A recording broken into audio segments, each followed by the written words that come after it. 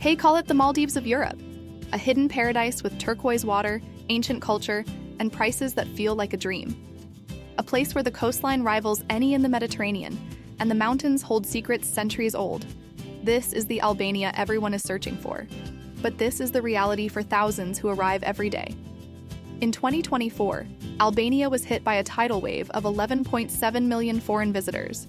That's 4 times the country's entire population. Albania is on the edge of a tourism boom that could change everything, forever. So before you book that flight, there are some things you need to see.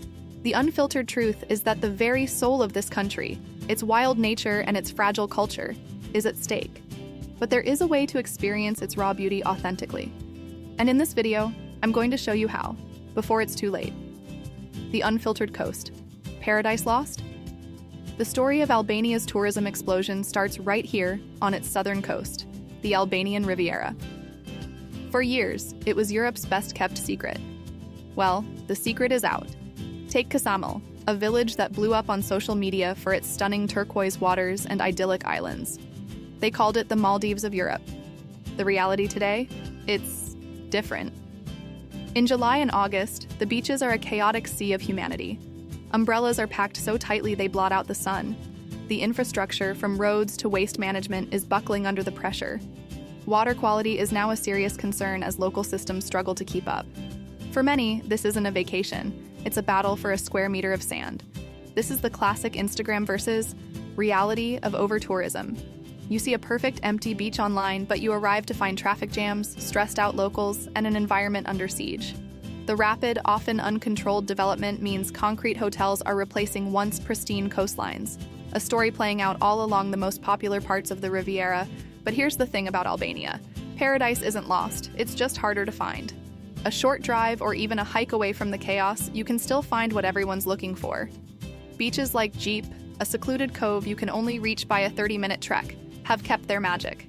Or Drymades, where the water is just as clear but the crowds are a fraction of the size. These are the places holding on to the original spirit of the Riviera. The challenge is, as more people try to escape the crowds, even these last refugees are becoming more fragile. The pressure is on, and without a serious focus on sustainability, these hidden gems risk becoming the next Xamil. The culture at a crossroads. This tourism boom is threatening more than just the beaches. It's striking at the heart of what makes Albania so unique, its culture. For centuries, Albanian life has been defined by deep-rooted traditions, most famously the concept of besa, a code of honor where hospitality is sacred and a guest is treated like family. In small villages, you can still feel this genuine warmth, where families are proud to share their homes, their food, and their stories. But mass tourism risks turning this authenticity into a performance. As demand skyrockets, there's a real danger that the living, breathing culture of Albania gets watered down. That traditional food made with homegrown ingredients gets replaced by generic tourist menus. That the hauntingly beautiful sounds of UNESCO-recognized ISO polyphonic singing, a true expression of the Albanian soul, become just another item on a tour bus checklist. We're seeing this pressure at world-class historical sites too. Butrint is a UNESCO World Heritage Site, a stunning open-air museum layered with Greek, Roman, and Venetian history, all set inside a lush national park. It's breathtaking. But with a surge in visitors, the quiet, reflective atmosphere that makes places like this so powerful is eroding. The delicate balance between preservation and access is tipping. Albania is at a crossroads. One path leads to it becoming another generic, overcrowded destination, where its culture is sold as a commodity. The other path, the one we have to choose as travelers, is to engage with it respectfully and seek out the experiences that help preserve it. If you believe in traveling this way, and if you're finding this guide useful, do me a favor and hit the like button. It helps more people find this message and tells me you want more content like this. The solution: the journey north. So, how do you escape the crowds and find the real Albania? The answer is simpler than you think. Go north.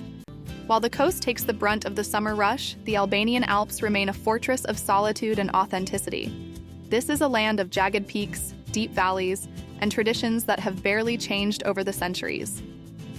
The classic trek from Theth to Valbona is, and I'm not exaggerating, one of the most stunning hikes in Europe. Here, you won't find massive hotels. Instead, you'll stay in traditional stone guest houses, called kullas, run by local families. You'll eat food grown in their gardens, dishes like warm bajrak and hearty tavakosi, and you'll experience that legendary Albanian hospitality up close. This isn't just a trip, it's an immersion. It's waking up to cowbells instead of car horns. It's hiking to hidden waterfalls like Grunas or the incredible Blue Eye of Theth, a natural spring of shocking brilliant blue. This is where you can feel the soul of Albania, raw and untamed. But the authentic experience isn't just in the mountains, it's a mindset. It means renting a car and taking the road less traveled. It means visiting in the shoulder seasons, May, June, or September, when the weather is gorgeous, but the crowds have thinned out. It means exploring the places that aren't trending on TikTok. Head to Lake Prespa in the southeast, a tranquil, ancient body of water shared with Greece and North Macedonia. Here you can find hermit caves, 14th-century monasteries, and some of Europe's rarest birds, like the Dalmatian pelican. Or get lost in the historic cobbled streets of Gjirokastër, the city of stone. Don't just see the castle. Visit the small artisan shops keeping old crafts like stone carving and weaving alive. And learn a few words of Albanian. A simple "Fala minderit," thank you, or "Miradita," good day, opens doors and hearts. This is the solution. It's not about avoiding Albania. It's about engaging with it on a deeper level. It's about choosing discovery over convenience and connection over consumption. By spreading our footprint beyond the overwhelmed hotspots, we don't just get a better trip, we contribute to a more sustainable future for the entire country. The takeaway: how to be a better traveler. So what does this all mean for your trip?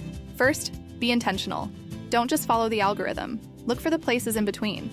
Instead of only hitting the most famous beaches, use them as a launch pad to explore the quieter coves and villages nearby.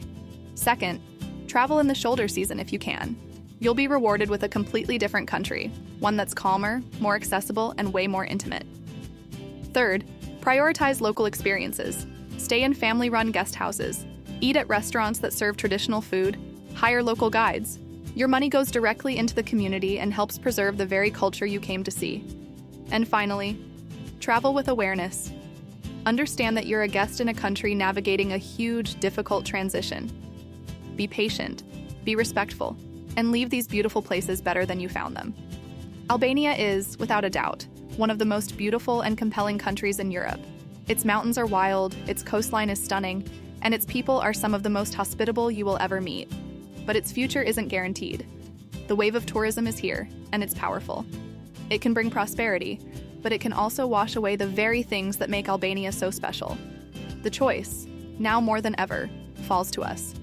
We can be part of the problem, cramming into the same few spots and demanding the same generic experiences. Or we can be part of the solution. We can explore with curiosity, connect with intention, and help protect this incredible corner of the world. The real, authentic Albania is still there. You just have to know where to look, and you have to go now. So I want to hear from you. What do you think is the key to protecting a place like Albania? Are you planning a trip? Let me know in the comments below. And if you want more guides that take you beyond the surface, make sure you subscribe. Thanks for watching.